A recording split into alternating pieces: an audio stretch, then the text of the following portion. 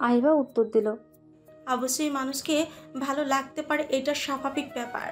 তোকে তো অনেকক্ষণ ধরে জিজ্ঞেস করছে কাকে ভালো লাগে সেটা বল আমাদের, আমরাও একটু শুনি। তোর বড় বোন হিসেবে শোনার অধিকার নিশ্চয়ই আমাদের আছে। হ্যাঁ আছে, কিন্তু আমি বলতে চাচ্ছি না। নির্দ্বিধায় বলে ফেল, আমরাও শুনি তোর প্রেম কাহিনী। ওইটা প্রেম কাহিনী না আপু, আমার জাস্ট ওই ছেলেকে ভালো লাগে, এটুকুই ব্যাপার, আর কি বলবো। ওকে যে তোর ভালো লাগে এইটা বুঝলি কি করে? এর আগেও তো তোর কত মানুষকে ভালো লেগেছে।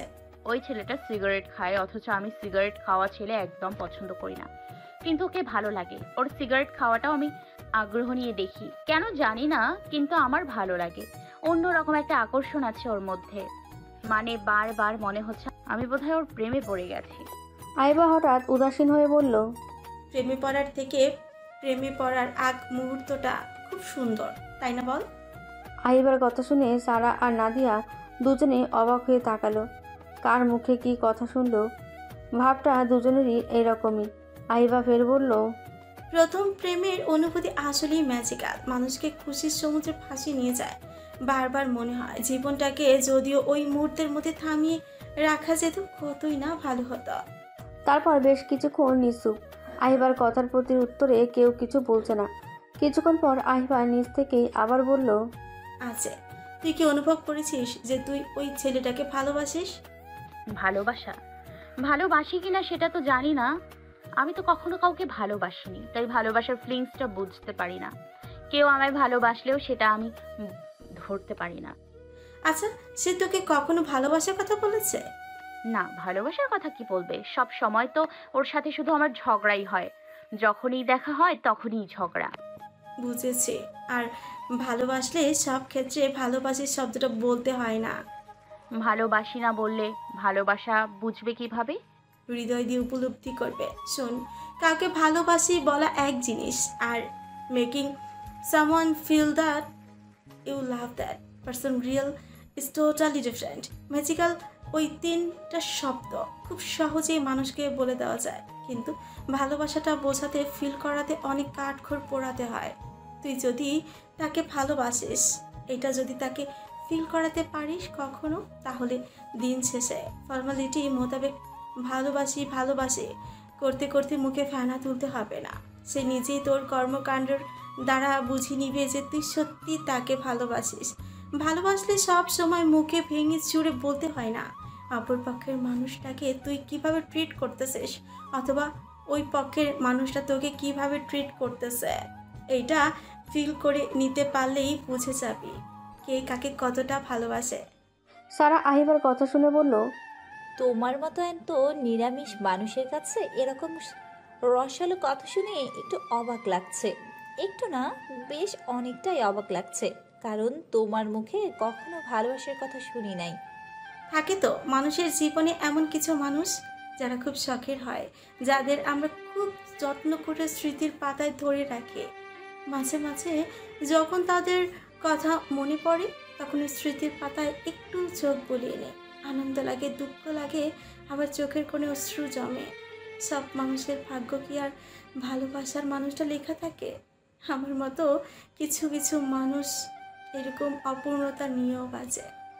নাদিয়া এই কথার উত্তর না দিয়ে বলে উঠল, কিন্তু আমি যাকে পছন্দ করি সে আবার অন্য কাউকে পছন্দ করে। আহিবা অবাক হলো না এই কথাটা শুনে। এমন একটা ভাব করলো যেন এই কথাটাই তার জীবনে প্রতিফলিত হয়েছে। সে বলল, এইখানে তো ফেঁসে গিয়েছিস।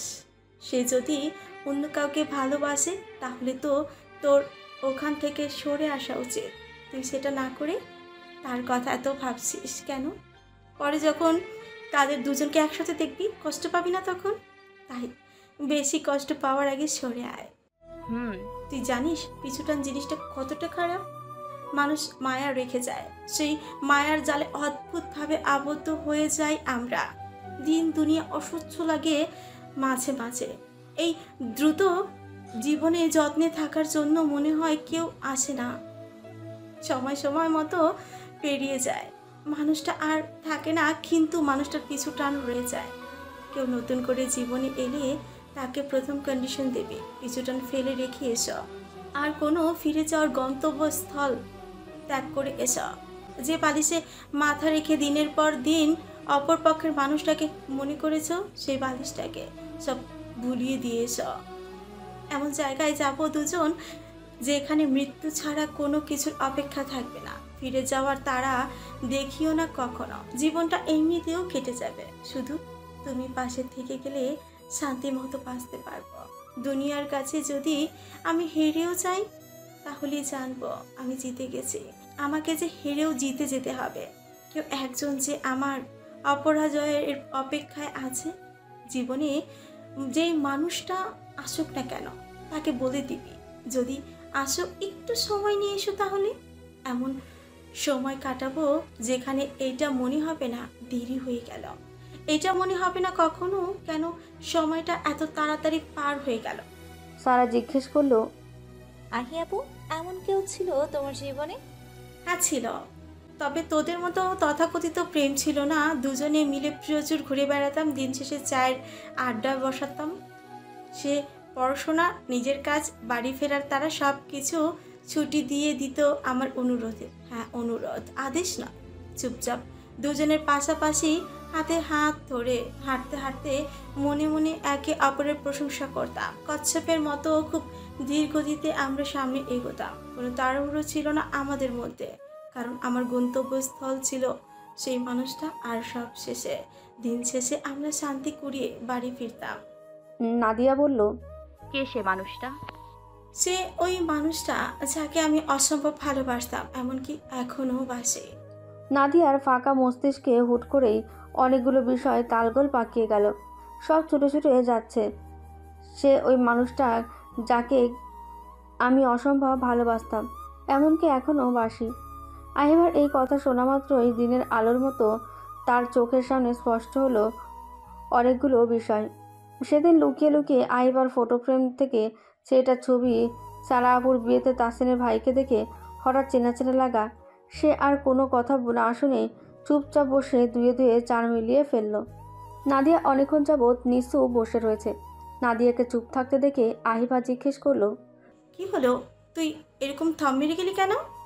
নাদিয়া হঠাৎ করে চমকে তাকালো, তারপর বলল, তুমি যাকে ভালোবাসতে তার সাথে তোমার সম্পর্ক শেষ কেন হলো? সে এখন কোথায় আছে তুমি জানো কি? না, তার খোঁজ খবর আমি জানি না। যোগাযোগ শেষ করার পর থেকে দুজনের পথ দুদিকে। আমি ইচ্ছে করে খবর নিতে পারতাম, কিন্তু রাখার প্রয়োজন মনে করি নাই। যে মানুষটা জীবনে থাকবে না, তার প্রতি মায়া বাড়িয়ে তো লাভ নেই। তোমাদের সম্পর্কটা কিভাবে নষ্ট হয়েছিল? কিছু কারণে পরে বলতেছে, তার আগে মনে রাখার মতো আরেকটা ঘটনা বলে। আহিবা উচ্ছ্বসিত ভঙ্গিতে বলল, বলো। বসন্তকালের কোনো এক পরন্ত বিকেলে গধূলি লগ্নে বারান্দায় দাঁড়িয়ে গুনগুন করে গান গাইতেছিলাম। তার অপেক্ষায় ছিলাম। ও সেদিন এখানে আসার কথা ছিল, কিন্তু তখনও এসে পৌঁছায় নাই। আমি অবাক পানি বারান্দায় দাঁড়িয়ে কৃষ্ণচূড়ার ডালের দিকে তাকিয়েছিলাম। মনে সুপ্ত বাসনা ছিল কৃষ্ণচূড়া ফুল খোপায় দিয়ে তার হাত ধরে ঘুরে বেড়ানোর। মনের কথাগুলো যখন আওড়াচ্ছিলাম, তখন হঠাৎ ফোন বেজে উঠল। ফোন রিসিভ করতেই বলল পেছনের দিকে বারান্দায় আসতে। বারান্দায় গিয়ে দেখি সে আমার দিকেই তাকিয়ে আছে আর মুচকি মুচকি হাসছে। তার হাসি দেখলে আমার আকাশে জমে থাকা মেঘগুলো নিমিষেই বৃষ্টি হয়ে ঝরে যায়। যখন নিচে নেমে ওর সাথে দেখা করলাম, ও কিভাবে যেন আমার মনের কথাগুলো বুঝে গেল। আমার হাতে কৃষ্ণচূড়া ফুলের থোকা আর রাজশাহী মুসলিনের হ্যান্ড পেইন্ট করা কৃষ্ণচূড়া শাড়ি দিয়ে বলল, যাও তাড়াতাড়ি রেডি হয়ে এসো, বের হব আমরা। নিমিষেই হাসি ফুটে উঠল আমার মুখে। সেই দিন এখন কই চলে গেছে। এখনো মনের মধ্যে কত শত ইচ্ছে পূরণ তো হয় না। সেই মানুষটা চলে গেছে, আর আমার ইচ্ছাগুলো অপেক্ষায় রয়ে গেছে। আহিবা থামলে সারা জিজ্ঞেস করে, তোমার সাথে সেই ভাইয়াটার সম্পর্কটা কিভাবে নষ্ট হলো সেটা তো বললে না। একটা মেয়ে, অর্থাৎ ওর কাছে, একদিন আমায় এসে বললো মেয়েটা নাকি তাকে খুব ভালোবাসে, ছোটবেলা থেকে নাকি ওদের বিয়ে ঠিক হয়ে আছে। তারপর অনেকগুলো কথা আমাকে বলল। সেই মুহূর্তে নিজেকে খুব ছোট মনে হচ্ছিল। বারবার মনে হচ্ছিল আমি বোধহয় ভুল করে তৃতীয় পক্ষ হয়ে তাদের মধ্যে ঢুকে গেলাম। তাই অনেক ভেবেচিন্তে সিদ্ধান্ত নিলাম আমাদের সম্পর্কটা শেষ করে দেওয়া উচিত। বিশ্বাস কর, অনেকবার শেষ করতে চেয়েছিলাম সম্পর্কটা, কিন্তু কোনোভাবেই পারি নাই। বারবার বাধা পড়ে যাচ্ছিলাম। একটা কথাই মাথার মধ্যে বারবার হানা দিচ্ছিল। দিনের শুরুটা হয় আমার যাকে ঘিরে, দিনের শেষটা হয় যাকে ঘিরে। তাকে ছাড়া থাকবো কি করে? কিন্তু ওই যে মেয়েটা, ও বারবার আমায় ফোর্স করছিল। তাই একদিন নিজের বুকে পাথর চাপা দিয়ে সিদ্ধান্ত নিয়ে ফেলে সম্পর্কটা শেষ করে দিব। আমি যখন তার সামনে গিয়ে বলেছিলাম আমি তোমার সাথে সম্পর্কটা রাখা আর সম্ভব হচ্ছে না, সে উত্তরে বলল, আমি তো জোর করে তোমার সাথে সম্পর্ক রাখবো না। তুমি যদি মুক্তি চাও তাহলে সেটাই পাবে তুমি। সেই দিন মানুষটার ওপর সম্মানটা আমার আরও বেড়ে গিয়েছিল, কিন্তু টিকিয়ে রাখতে পারলাম না। একটা বিকেল তার কাছে চেয়ে নিলাম। শেষবারের মতো ওই দিনটা তার সাথে ছিলাম। যখন ফিরে আসছিলাম প্রতিবারের মতন সেদিন বলি নাই আবার দেখা হবে। এটা যে মিথ্যে কথা, আমাদের তো আর কখনো দেখা হবে না, দেখা হওয়াও সম্ভব না। তারপর শেষবার ওর কাজিনের সাথে কথা বললাম। দুজনের জীবনের শুভকামনা নিশ্চিত করে আমি বাড়ি ফিরে এলাম। এরপর আর কখনোই পিছন ফিরে তাকাইনি। তার নামটা আমাদের বললে না তো? নাম দিয়ে তোদের কাজ কি? যেটা সুপ্ত রয়েছে সেটা ওইরকমই থাক।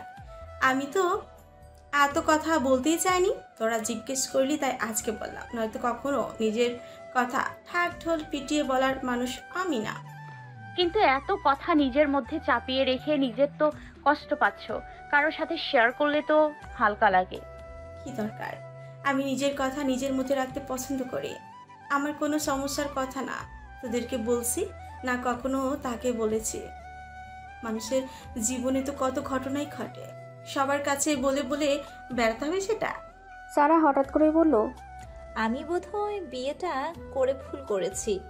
কেন হঠাৎ করে এই কথা কেন বলছিস? দুদিন আগে না বিয়ে বিয়ে করে চিলাপালা করলি। এখন কি মনে হচ্ছে জানো, তোমার মতো এমন প্রেম করা দরকার ছিল। কৃষ্ণচূড়া ফুল মাথায় গুজে হাতে হাত রেখে হাঁটা, কিন্তু এসব না করেই দৌড়ে বিয়ে করতে গেলাম। ধুর। ভালো হয়েছে বিয়ে করে, এখন আর কোনো দ্বিধা রইল না। একটা কথা সব সময় মনে রাখবি, প্রেম আর ভালোবাসা সার্বজনীন। যাই হোক, অনেক কথা বলে ফেললাম, অনেক রাত হয়ে গেছে, ঘুমিয়ে পড়। কেউ আর কোনো কথা না বলে চুপচাপ শুয়ে পড়ল। কিন্তু নাদিয়ার সারা মস্তিষ্ক জুড়ে একটাই ভাবনা, আগামীকাল কলেজে গিয়ে তাসিনকে আগে খুঁজে বের করতে হবে। এত কৌতূহলে নাদিয়ার ঘুম আসছিল না। আদৌ ঘুম আদৌ জাগরণে দুশ্চিন্তাগ্রস্ত রজনী কেটে গেল।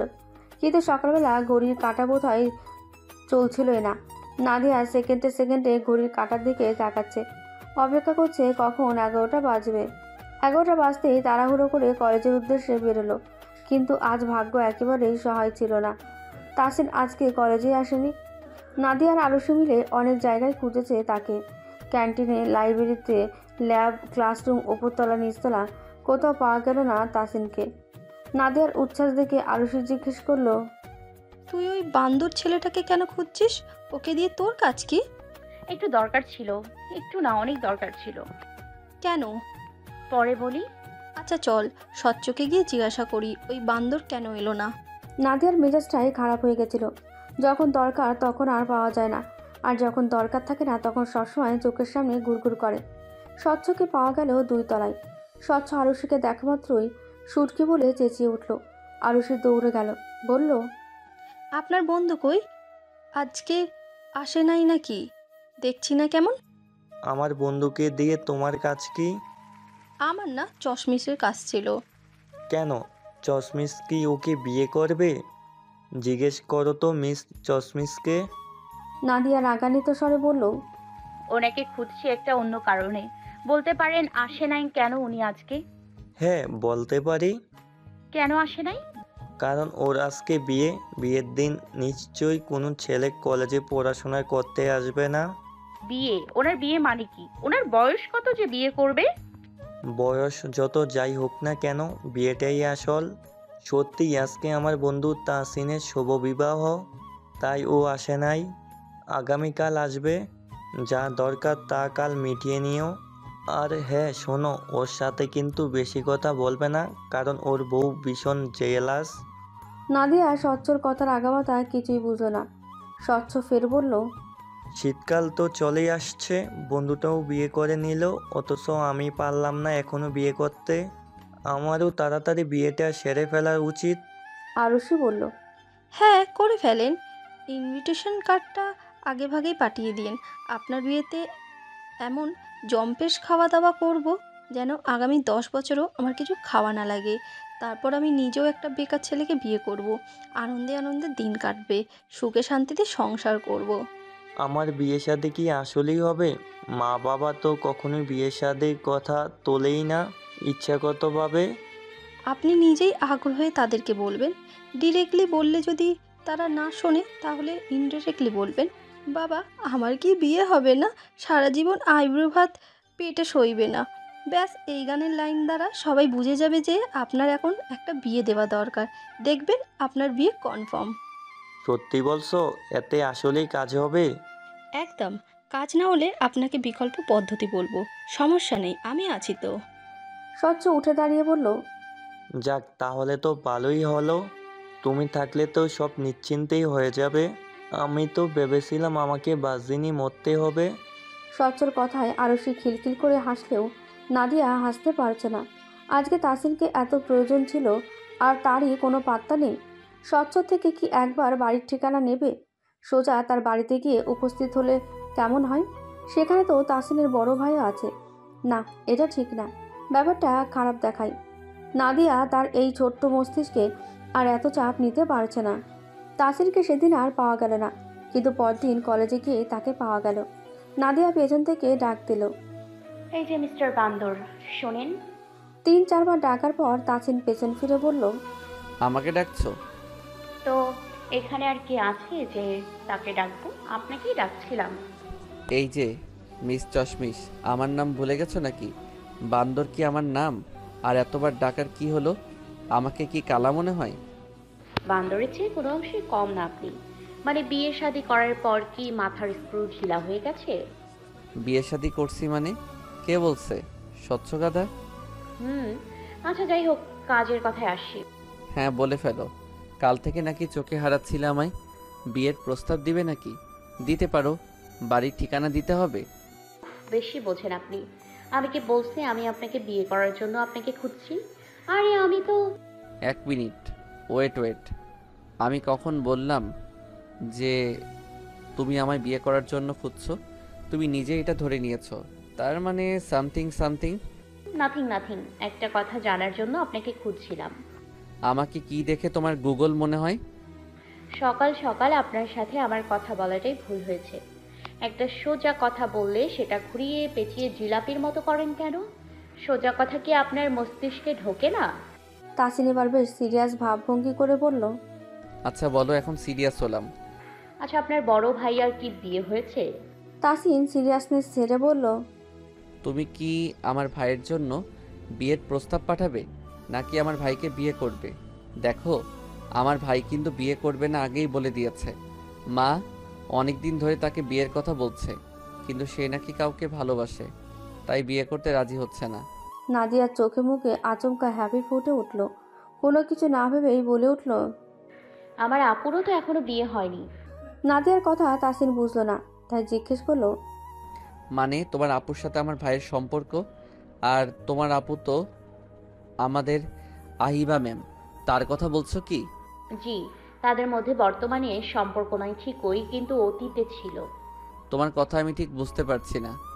আপনাকে আমি পরে বোঝাচ্ছি, আগে নিজে পুরো ঘটনাটা বুঝে নিই।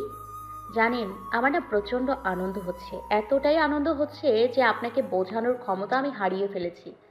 তাই আপাতত চুপ থাকি, আনন্দের মাত্রা একটু কমুক, তারপর বলবো। বাড়ি থাকলে নির্ঘাত আমি ডিজে গানে নেচে ফেলতাম। তাসিন ভ্রুকুচকে ওর দিকেই তাকিয়ে আছে। তার সোজাসাপটা মস্তিষ্কে এরকম কঠিন কঠিন কথা ঢুকছে না। বেশ কিছুক্ষণ পর নাদিয়া নিজ থেকেই বলল, জানেন, আমার আপু আর আপনার ভাইয়া দুজন দুজনকে একসময় খুব ভালোবাসতো। আপনার কোনো এক কাজিন আছে যে বলেছিল আপনার ভাইকে সে ভালোবাসে, এই কারণে আপু সব ছেড়ে দিয়েছিল। নাদিয়ার কথা শুনে তাসিনের বিস্মিত হওয়ার ক্ষমতা বোধহয় নষ্ট হয়ে গেছিল। তাসিনের নিজের চোখের সামনে দেখা এই দুটো মানুষ দুই প্রান্ত থেকে দুজন দুজনকে ভালোবাসতো, এটা কি সত্যি আদৌ বিশ্বাসযোগ্য? নাদিয়াকে জিজ্ঞেস করলো, তুমি এত কনফিডেন্টলি কিভাবে বলছো? কোনো প্রমাণ পাইছো কি?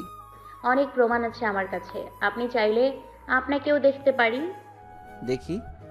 এখন তো নাই, বাসায় আছে, কাল দেখাবো আপনাকে। আচ্ছা ঠিক আছে। আগেই তো তোমার কথার উপর ভিত্তি করে কিছু বলতে বা বুঝতে পারছি না। কাল তুমি আসো আগে, তারপর দেখবনি ব্যাপারটা। সেদিন আহিবার আলমারি থেকে নেওয়া ফটো ফ্রেমটা নাদিয়ার কাছেই ছিল। আহিবা আর ইয়াসের বেশ কয়েকটা ছবি নিজের ব্যাগে তুলে রাখলো। কাল তাসিনকে দেখাতে হবে। নাদিয়া নিজে একটা ছবি হাতে তুলে নিল। কি হাসি হাসি দুজনের মুখ, অথচ এখন আহিবাকে ভুলক্রমেও হাসতে দেখা যায় না। আর ছবিতে দুজনের চোখের ভাষায় যেন অজস্র না বলা কথা ফুলঝুরির মতো ঝরে ঝরে পড়ছে। নাদিয়া মনে মনে বলল, একটা চেষ্টা করে দেখি, তোমার এই হাসি মুখখানা আরেকবার তোমায় ফিরিয়ে দিতে পারি কিনা।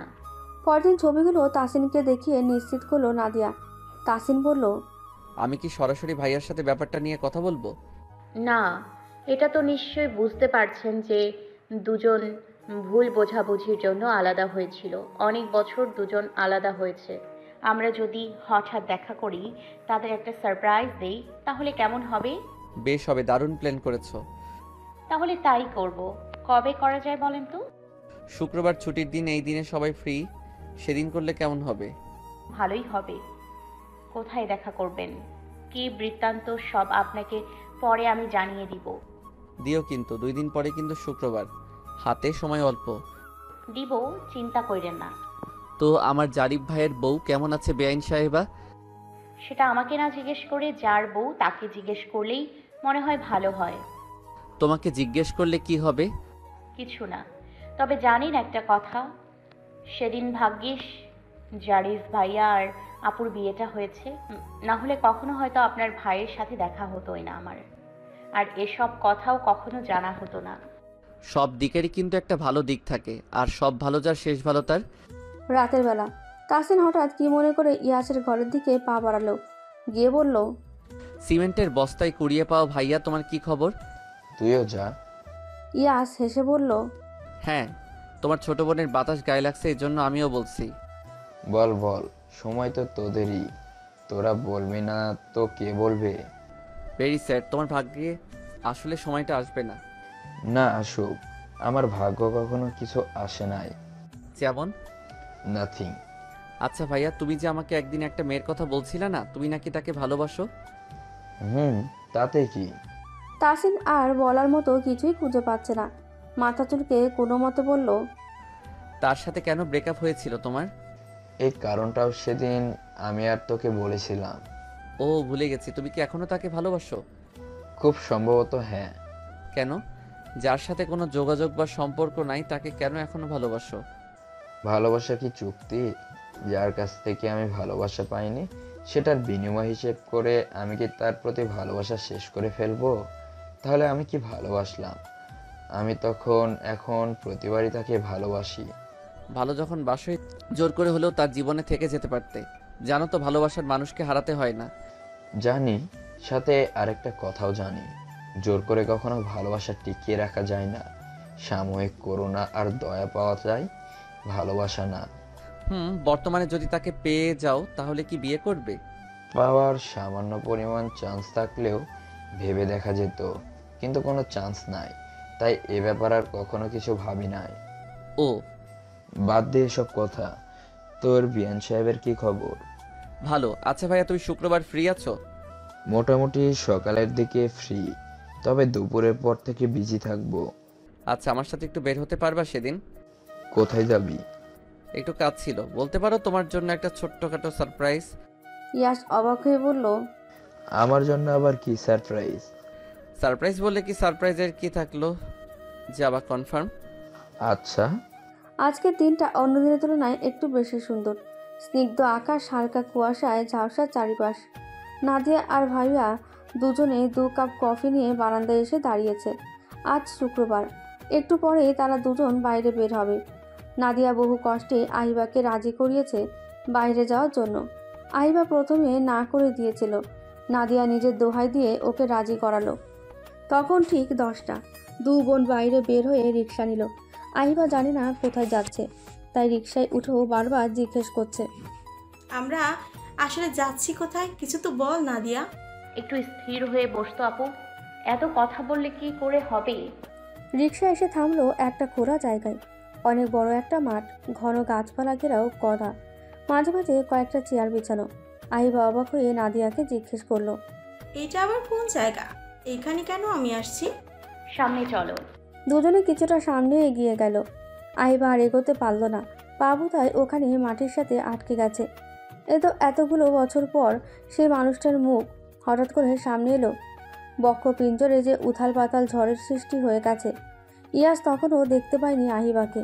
তাসিনের চোখের ইশারা লক্ষ্য করে যখন সামনে তাকালো, কিছু মুহূর্তের জন্য বাকরুদ্ধ হয়ে গেল। বসা থেকে উঠে দাঁড়িয়ে গেল। ভাবলো এটা হয়তো মিছে কোনো স্বপ্ন। দুই দিক থেকে দুজন মানুষ স্তব্ধ হয়ে দাঁড়িয়ে আছে। এইটুকু বোঝা যাচ্ছে একটা বড় ধরনের ঘোরের মধ্যে আছে দুজনেই। নাদিয়া কথা বলতে বলতে এগিয়ে এলো। নাদিয়ার কথার ঘোর দুজনের ঘোর কাট ভাঙল, কিন্তু হতভম্ব ভাব এখনও কাটেনি। দুজনের মুখ থেকে অনাকাঙ্ক্ষিতভাবে অবিশ্বাসী গলে অস্পষ্ট স্বরে বেরিয়ে এলো, তুমি। সূর্যের তেজের মতোই উত্তপ্ত স্মৃতিগুলো মুহূর্তেই চোখের সামনে ভেসে উঠল। শুধু স্মৃতি নয়, স্মৃতি সমেত মানুষটাও আজ চোখের সামনে। জীবনটা তো এতদিন শূন্যই ছিল। আহিবা কখনোই তার এই শূন্য জীবনে নতুন করে আরেকবার ইয়াসের দেখা পেতে চায় না। কিন্তু আজ সামনে থেকে চোখ ফিরিয়ে নাদিয়ার দিকে তাকালো সে। হাসি মুখে দাঁড়িয়ে আছে। নাদিয়া চোখের ইশারায় বলল সামনে এগিয়ে যেতে। আহিবা সরাসরি তাকালো নাদিয়ার চোখের দিকে। এক ফোঁটা অবাধ্য চোখের জলের ধারা আহিবার চোখ দিয়ে গড়িয়ে পড়ল। কিন্তু অপর পক্ষের মানুষের অনুভূতিটা কি হচ্ছে? আহিবাকে দেখা মাত্রই তার দৃষ্টি যেন মুহূর্তেই সাল্লাদে পরিপূর্ণ হয়ে গেছে। আপ্লুত হয়ে পড়ল সে। এত বেশি খুশিতে বাকরুদ্ধ হয়ে গেল। এক অজানা উত্তেজনা বুকের মধ্যে দ্রিম দ্রিম শব্দ করছে। এই শব্দ কি আহি টের পাচ্ছে? পিনপতন নীরবতা সমস্ত জুড়ে। ইয়াস নিজে নীরবতা ভঙ্গ করলো। আহিবার দিকে তাকিয়ে উদাস কণ্ঠে জিজ্ঞেস করলো, ভালো আছো? আহিবা উত্তর দিতে পারল না। আসলে সে কথা বলার মতো কোনো ভাষা খুঁজে পাচ্ছে না। গুটি গুটি পায়ে সামনে এগিয়ে এলো। সব জড়তা ঝেড়ে ফেলে নাদিয়াকে জিজ্ঞেস করলো, তুই এইসব করেছিস? তুই চিনিস কিভাবে? নাদিয়া আমতা আমতা করে বলল, আমি মানে না তো চিনতাম না, কিন্তু এখন চিনি। সারা আপুর বিয়েতে দেখেছিলাম ওনাকে, এজন্যই। এই জন্যে কি? নাদিয়া নার্ভাস হয়ে উত্তর দিল, কিছু না। আহিবা কিছু বলার আগেই ইয়াস বলল, ওর উপর রাগারাগি না করে বসো এখানে। আহিবা এক মুহূর্ত কিছু না ভেবে ধপ করে বসে পড়ল। তাসির আর নাদিয়া ওদের দুজনকে স্পেস দিয়ে ওখান থেকে কেটে পড়ল। বাইরে এসে দাঁড়াতে নাদিয়া বলল, দেখে না, এবার আমার কপালে মনে হয় দুঃখ আছে। বাসায় গিয়ে আমার কি করে আল্লাহ ভালো জানে। আরে টেনশন ফ্রি থাকো, কিছুই হবে না। অনেকদিন পর ভাইয়ার সাথে দেখা হলো তো নার্ভাস হয়ে গেছিল, সেই জন্যই। আপনি চুপ থাকেন। আমার আপুকে আমি চিনি, হ্যাপি মেজাজি। চর থাপ্পড় যদি আজকে আমি খাই। থাক, তোমাকে একা চড় থাপ্পড় খেতে হবে না। তোমার আপু তোমাকে চড় থাপ্পড় দিলে আমার জন্য পার্সেল করে পাঠিয়ে দিও। কাজটা যেহেতু দুজনেই করেছি, উপহারটা তো দুজনেরই ভাগ করে নেওয়া উচিত, তাই না? একদম। তবে 4 ভাগের 3 ভাগ আপনার কাছে পাঠিয়ে দিব। হ্যাঁ, দিয়ে দিও। তাহলে চলো আমরা এখন আশেপাশে থেকে ঘুরে আসি। ওরা নিজেদের মতো কথা বলুক। ওদের মাঝখানে কাবাব মেয়ে হাড্ডি হওয়ার কোনো মানেই হয় না। জি চলেন, বেলা পেরিয়ে যাচ্ছে, তবুও কেমন কুয়াশার রেশ এখনো আছে। শীত যে পড়ে গেছে অলরেডি। ইয়াস আর আহিবা তিস্তুপ। নীরবতা ভাঙতে ইচ্ছে করছে, কিন্তু জড়তা জাপটে ধরে রয়েছে। ইয়াস প্রথমে কথা বলল, তোমার সাথে দেখা হয়ে ভালোই হলো।